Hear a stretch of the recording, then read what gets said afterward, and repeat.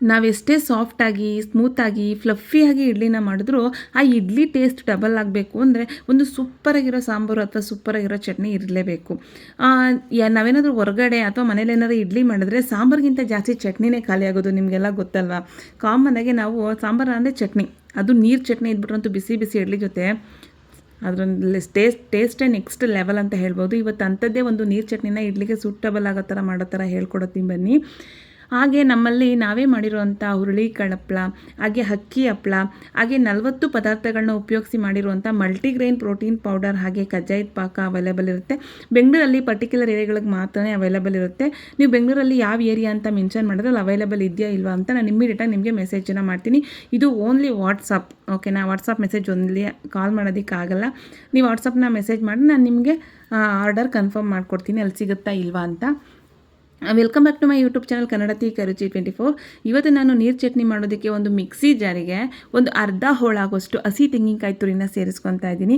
ತೆಂಗಿನಕಾಯಿ ತುರಿ ಎಷ್ಟು ತೊಗೊಂಡಿದ್ದೀವೋ ಅಷ್ಟೇ ನೋಡಿ, ಅದೇ ಚಿಪ್ಪು ತೆಂಗಿನ ಚಿಪ್ಪಲ್ಲಿ ಅಷ್ಟೇ ಇಲ್ಲಿ ಹುರುಗಡ್ಲೆನೂ ಕೂಡ ಇಲ್ಲಿ ಸೇರಿಸ್ಕೊತಾ ಇದ್ದೀನಿ. ಹಾಗೆ ಇಲ್ಲಿ ಒಂದು ಗಡ್ಡೆ ಬೆಳ್ಳುಳ್ಳಿ ಸಿಪ್ಪೆ ಸಮೇತ ಹಾಗೆ ಹಾಕ್ಕೊತಾ ಇದ್ದೀನಿ. ಹಾಗೆ ನಿಮ್ಮ ಖಾರಕ್ಕೆ ಎಷ್ಟು ಬೇಕೋ ಅಷ್ಟು ಇಲ್ಲಿ ಒಣಮೆಣ್ಸಿನ್ಕಾಯಿನ ಹಾಕ್ಕೊಂಡಿದ್ದೀನಿ. ನಾನೊಂದು 6ರಿಂದ 7 ಹಾಕ್ಕೊಂಡಿದ್ದೀನಿ, ನೀವು ಎಷ್ಟು ಬೇಕಾದ್ರೂ ಹಾಕ್ಕೋಬೋದು. ಹಾಗೆ ಇಲ್ಲಿ ನಾನೊಂದು 4ರಿಂದ 5 ಬ್ಯಾಡಗೆ ಮೆಣಸಿನ್ಕಾಯಿನ ಹಾಕಿದ್ದೀನಿ. ರುಚಿಗೆ ತಕ್ಕಷ್ಟು ಉಪ್ಪನ್ನು ಇಲ್ಲಿ ಸೇರಿಸ್ಕೊಂಡು ಸ್ವಲ್ಪ ನೀರನ್ನು ಸೇರಿಸ್ಕೊತಾ ಇದ್ದೀನಿ, ಓಕೆನಾ. ಇಲ್ಲಿ ನೀರನ್ನು ಸೇರಿಸಿ ಫೈನಾಗಿ ಇದನ್ನು ಪೇಸ್ಟ್ ಮಾಡಿ ತೊಗೊತಾ ಇದ್ದೀನಿ. ನೋಡಿ ಎಷ್ಟು ಚೆನ್ನಾಗಿದೆ ಅಂತ. ತರ್ತರಿ ಎಲ್ಲ ಅಲ್ಲ, ತರ್ತರಿ ಮಾಡೋ ಚಟ್ನಿನೇ ಬೇರೆ. ಇದು ಸ್ವಲ್ಪ ಸ್ಮೂತಾಗೆ ಅಂದರೆ ಏನಂತಾರೆ, ಜಾಸ್ತಿ ತರ್ತರಿನೂ ಇರಬಾರ್ದು, ಜಾಸ್ತಿ ನುಣ್ಣಗೆ ಗಂಧದ ಥರನೂ ಇರಬಾರ್ದು. ನೋಡಿ ಈ ಕನ್ಸಿಸ್ಟೆನ್ಸಿ ಇದ್ದರೆ ಇಡ್ಲಿಗೆ ಪರ್ಫೆಕ್ಟಾಗಿರೋಂಥ ನೀರು ಚಟ್ನಿ ಕನ್ಸಿಸ್ಟೆನ್ಸಿ ಬಂದುಬಿಡುತ್ತೆ. ಇವಾಗ ನಾವು ಒಂದು 2ರಿಂದ 3 ಟೇಬಲ್ ಸ್ಪೂನ್ ಆಗೋಷ್ಟು ಒಂದು ಬೌಲ್ಗೆ ಚಟ್ನಿನ ಹಾಕ್ಕೊಂಡು, ದೊಡ್ಡ ಟೇಬಲ್ ಸ್ಪೂನಲ್ಲಿ, ಓಕೆನಾ, ಒಂದು 2ರಿಂದ 3 ಟೇಬಲ್ ಸ್ಪೂನ್ ಆಗೋಷ್ಟು ಇಲ್ಲಿ ನಾನು ಚಟ್ನಿನ ಒಂದು ಬೌಲ್ಗೆ ಹಾಕ್ಕೊಂಡು ಧಾರಾಳವಾಗಿ ನೀರು ನಮ್ಗೆ ಎಷ್ಟು ಬೇಕೋ ಅಷ್ಟು ಹಾಕೋಬೋದು. ಎಷ್ಟು ನೀರಾಗಿರುತ್ತೆ ಚಟ್ನಿ ಇದು ಅಷ್ಟು ಇಡ್ಲಿಗೆ ಹೊಂದ್ಕೊಳ್ಳುತ್ತೆ.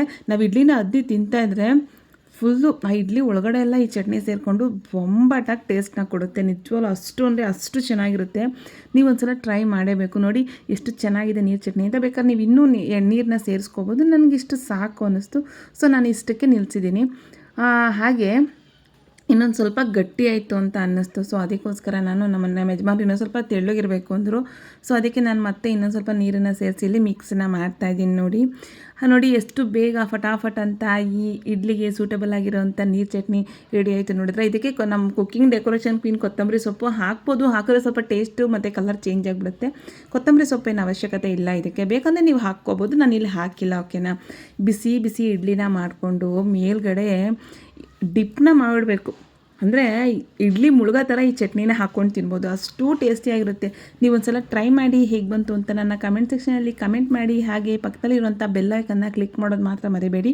ನಾನು ಯಾವುದೇ ವಿಡಿಯೋ ಹಾಕಿದ್ರೂ ಫಸ್ಟ್ ನೋಟಿಫಿಕೇಷನ್ ಬಂದು ನಿಮಗೆ ಸೇರುತ್ತೆ. ವಿಡಿಯೋ ಯಾರಿಗೆಲ್ಲ ಇಷ್ಟ ಆಯಿತು ಲೈಕ್ ಮಾಡಿ, ಶೇರ್ ಮಾಡಿ, ಕಮೆಂಟ್ ಮಾಡಿ. ಹಾಗೆ ತಪ್ಪದೆ ನನ್ನ ಫಾಲೋ ಮಾಡೋದು ಮಾತ್ರ ಮರಿಲೇಬೇಡಿ. ಹಾಗೆ ನೋಡಿ ಎಷ್ಟು ಚೆನ್ನಾಗಿದೆ ಅಂತ. ಯಾರೆಲ್ಲ ಇಡ್ಲಿ ಲವರ್ಸ್ ಇದ್ದೀರಾ ನನ್ನ ಹಾಗೆ, ಒಂದು ಸಲ ಈ ಥರ ಟ್ರೈ ಮಾಡಿ, ನಿಜವಾಗ್ಲೂ ಟೇಸ್ಟಿಗೆ ಕಳೆದು ಹೋಗ್ತೀರ, ಅಷ್ಟು ಟೇಸ್ಟಿಯಾಗಿರುತ್ತೆ. Thank you so much, love you all, take care, bye ಅಂತ ಹೇಳ್ತಾ ಮತ್ತೊಂದು ವಿಡಿಯೋ ಜೊತೆ ಬರ್ತೀನಿ. ನಾನು ಆದಷ್ಟು ಬೇಗ ಬರ್ತೀನಿ, ಯಾಕಂದರೆ ನಾನು ಸ್ವಲ್ಪ ಕೆಲಸದಲ್ಲಿ ಬ್ಯುಸಿ ಇರೋದ್ರಿಂದ, ನಿಮಗೆಲ್ಲ ಗೊತ್ತಿರೋ ಹಾಗೆ ಕೆಲಸದಲ್ಲಿ ಬ್ಯುಸಿ ಇರೋದ್ರಿಂದ ಬೇಗ ವಿಡಿಯೋಗಳನ್ನ ಮಾಡೋಕ್ಕಾಯ್ತಿಲ್ಲ. Thank you so much, love you all, take care, bye.